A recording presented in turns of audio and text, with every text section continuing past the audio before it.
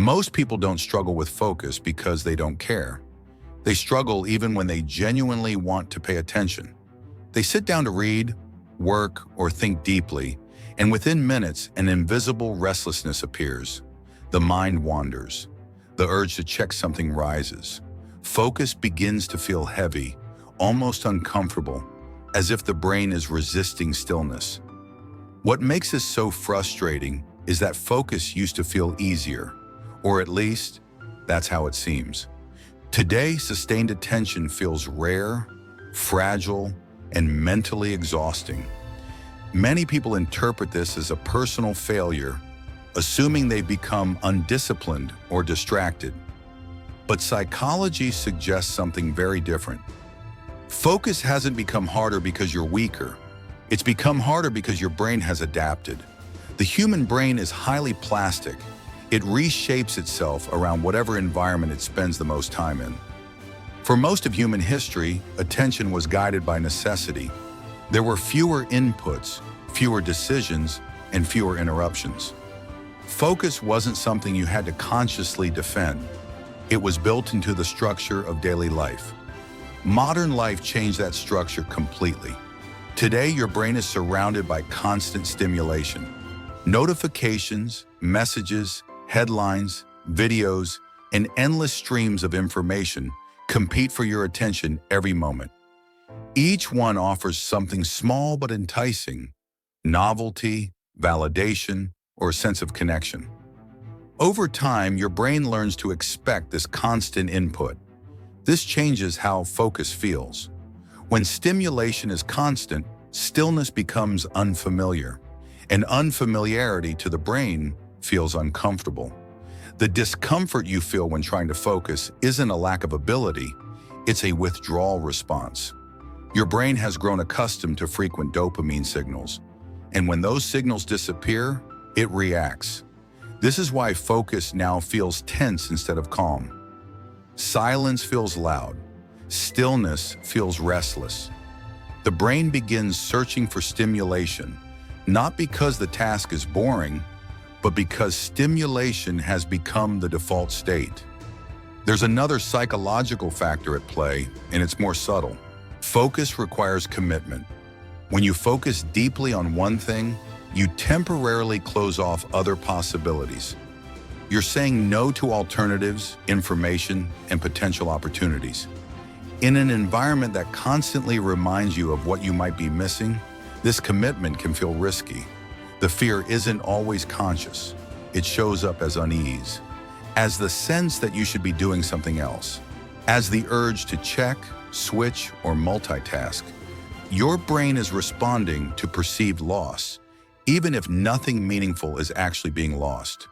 This is why shallow engagement feels easier. When you skim, scroll, or multitask, nothing feels final.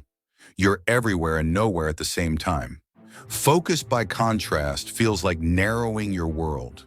And narrowing can feel threatening when abundance surrounds you. There's also the emotional side of focus that people rarely talk about. Deep focus brings you face to face with your thoughts. Without constant stimulation, there's no buffer. Doubts surface.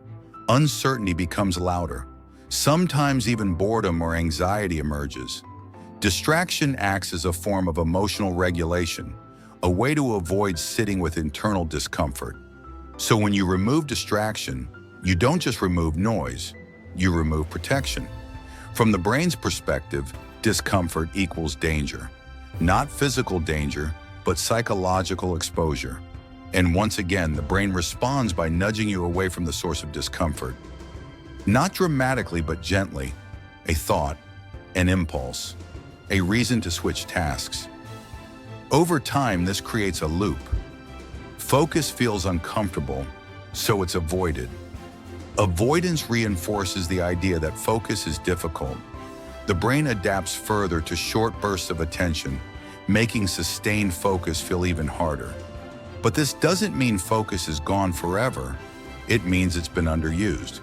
Just like any mental capacity, attention follows use. When the environment trains your brain for speed and novelty, depth begins to feel foreign. The discomfort you feel when trying to focus isn't a sign that something is wrong. It's a sign that you're using a muscle that hasn't been engaged consistently.